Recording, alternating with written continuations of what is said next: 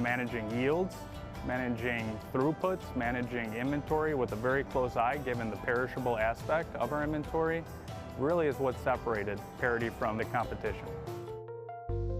Without real-time visibility for managing yields, throughput, and more, your operations staff, management, and bottom line is probably suffering.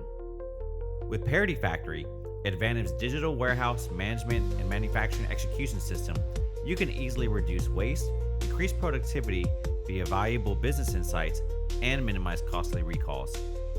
With Parity Factory and Advantage, your employees are empowered with custom label creation, real-time digital inventory tracking, and automated lot tracing. Get end-to-end traceability in a single view and easily track inventory down to the serial number or license plate. Don't wait. Increase your warehouse visibility today. Today, we're talking with Sandro Steinbach, who's Director for the Center of Agricultural Policy and Trade Studies and Professor of Agribusiness and Applied Economics at North Dakota State University, about potential trade conflicts brewing between the United States and China and how California agriculture would be affected. Sandro, welcome back to the show. Thank you. It's a pleasure to be here today. Yeah, it's great to have you back. Of course, the last time you and I spoke a few years ago, we were talking about the previous trade war that affected California agriculture, the 2018-19 trade war that was happening during the Trump administration, and fast forwarding to now, Sandro, why is the United States looking to reassess really our trade relationship with China? Yeah, we are back to the starting point. Actually, the Biden administration recently announced large increased tariff rates for Chinese electrical vehicles, solar cells, semiconductors, aluminum, and steel products. This obviously raises the question, right? How do the Chinese react to this new policy that are implemented in the United States? And the criticism is due to China's non-compliance with the WTO regulations and the accession commitments that had been made in the 2000s, actually. The United States overall had been winning all of its trade disputes with China over the last 20 years. However, recently the United States, meaning in 2019, decided to block the appointment of new appealing body judges with the WTO, which meant that the WTO basically became inefficient. And that raised concerns about recent Chinese policy when it comes to subsidies, when it comes to protecting the domestic industries and competing with US companies in international markets.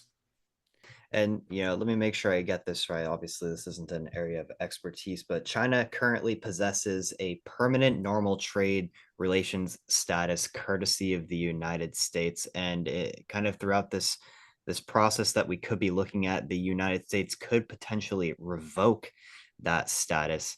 Sandro, why could that really cause concern for California's agriculture industry? There are different proposals out there right now from different political backgrounds that discuss how to further manage trade relationships with China. The Biden administration is one example that recently decided to hit on electrical vehicles, solar cells, semiconductors, and aluminum steel products coming from China. But also there are more broad discussions actually in different committees within the US Congress and Senate, basically, that discuss on how those relationships should look like. In addition, there are policy proposals coming from policymakers all across the political spectrum, actually. One of the policy proposals that had been coming out of the US House Select Committee on the Chinese Communist Party was to revoke the permanent normalized trade relationship status with China, which basically means that China would lose its most favored nation tariff rate. And why is that a concern for US agriculture and California agriculture in particular? Is we export a lot of agricultural products to China. And if China is facing higher tariffs on the products that it's exporting to us, they may react similarly as they had been in 2018 by hitting out where it hurts. And that's usually US agriculture or California agriculture, to be more specific.